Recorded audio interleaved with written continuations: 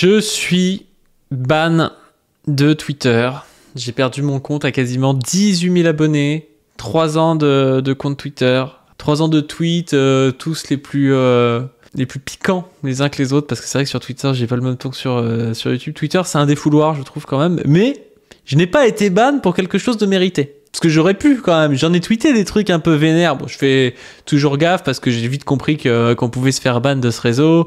Et donc voilà. Mais je ne savais pas qu'on pouvait se faire ban de Twitter en citant un auteur de philosophie. J'ai cité Sartre. La citation n'a pas plu au robot de Twitter.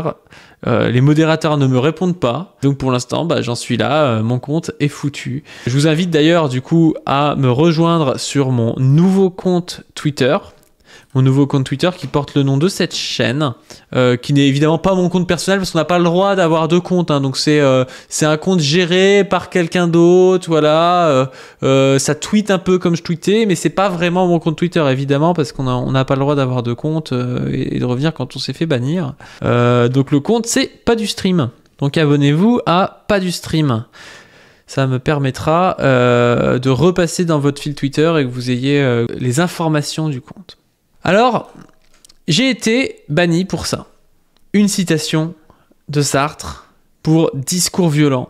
La citation, c'est « En le premier temps de la révolte ». Alors, j'avais répondu en fait à Raphaël Antoven qui prétendait que Jean-Paul Sartre, en gros, il le citait pour faire genre que Jean-Paul Sartre, il aurait été évidemment du côté d'Israël contre la Palestine.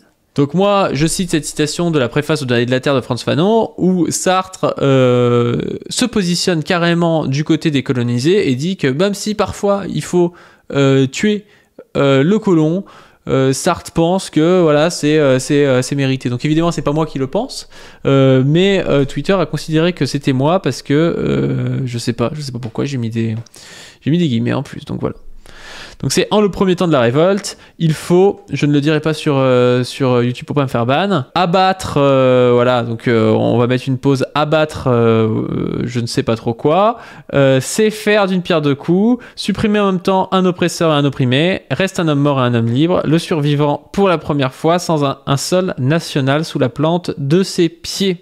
Donc c'est pas moi qui le dis, mais voilà, j'ai quand même été victime de ça. J'ai par ailleurs pas mal tweeté par rapport au conflit israélo-palestinien, et j'ai été dans des sauces, et je pense que je me suis fait signaler, alors par des droitards, je pense, mais aussi pas mal par des roses-bruns. Alors si vous connaissez pas les roses-bruns, il y a les rouges-bruns. Les rouges-bruns sont un peu respectables. Pourquoi? Parce que les rouges-bruns, c'est des gens qui veulent vraiment l'amélioration sociale et qui ont compris la douille du capitalisme. Donc c'est des gens qui sont en général socialistes ou communistes. Ils ont des biais. Mais souvent on peut les faire travailler parce que ça reste des marxistes, donc ça reste des gens à qui les droitardés, les gens SOSDEM et tout, ça va pas trop leur plaire, donc on arrive à les travailler, les rouges bruns. Le problème des roses bruns, c'est que les roses bruns, ils ont pas le courage d'être révolutionnaires, ils ont pas le courage d'être socialistes ou communistes. Donc du coup, ils sont mous, ils sont là, ouais, j'aimerais bien qu'on augmente un peu le SMIC, mais tu comprends, on peut pas parce qu'il y a trop d'immigration, donc peut-être que si on vire d'abord un petit peu les Arabes, faut réduire drastiquement l'immigration, là on va pouvoir augmenter le SMIC. C'est des discours un peu comme ça. C'est la fameuse alliance de l'Institut MPPAL aussi, hein, de Jean Jaurès et de Gaulle. En général, quand vous voyez Jean Jaurès plus de Gaulle, c'est que le truc pue un peu. D'ailleurs, c'est fait, je pense, pour plaire à des étudiants ou à des intellectuels, parce que c'est quand même pas des figures très très rassembleurs en 2023 de mettre Jean Jaurès et De Gaulle en avant. Enfin voilà. Les roses bruns n'ont pas aimé, ils bouclent depuis des jours sur mes tweets par rapport au conflit, mais aussi sur des tweets de position revue, qu'ils me reprochent à moi, je ne sais pas pourquoi. Tweet de position revue qui était un soutien inconditionnel au peuple palestinien. Voilà, donc c'était ce tweet-là.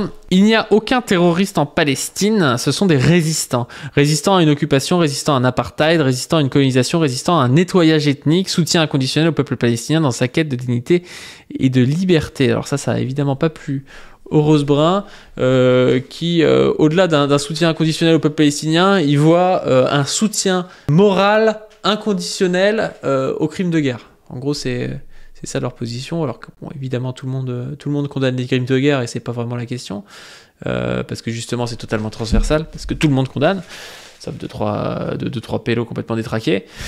Mais bref, moi mon tweet c'était ça. C'est reparti pour 2 semaines, mais est-ce que vous condamnez les violences? Alors on va être clair, le pire réaction colonisée mérite plus de soutien que les meilleurs progressistes coloniaux.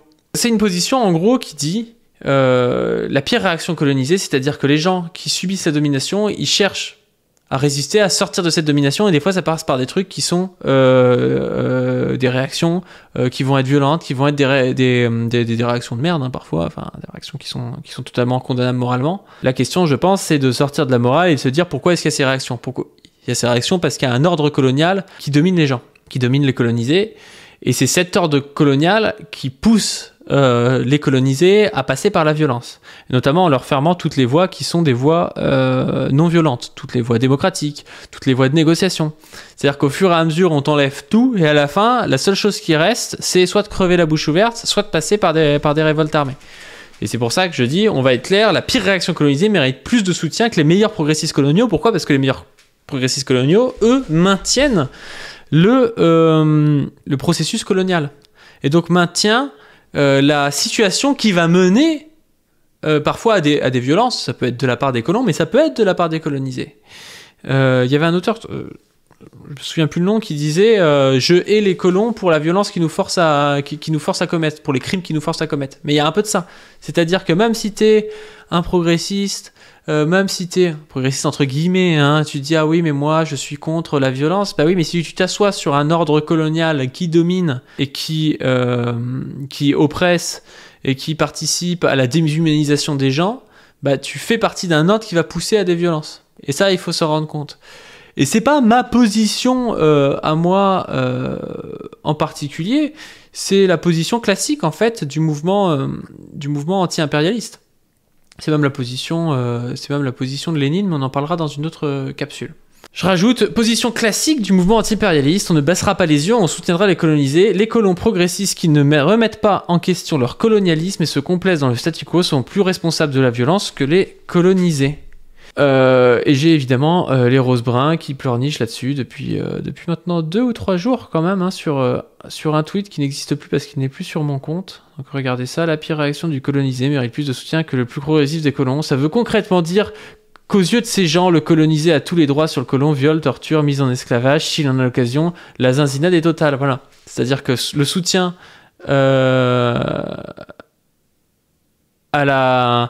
le soutien aux Palestiniens, pour eux, c'est ça, c'est le soutien forcément à des viols, des tortures, de la mise en esclavage, sans jamais poser la question du procès de production de ces violences et de pourquoi est-ce que les Palestiniens vont faire ça, quoi. Je trouve ça assez aberrant, quoi. Et donc je rajoute, ça veut juste dire que les colons sont responsables du niveau de violence du conflit avec les colonisés, pas l'inverse. Le colon progressiste devra lutter contre le colonialisme pour être progressiste. Tant qu'il fait l'aveugle, il ne mérite aucun soutien. Donc voilà, je réitère, soutien inconditionnel, même si ce n'était pas mes mots, c'était ceux de Position Revue, mais soutien inconditionnel au peuple palestinien.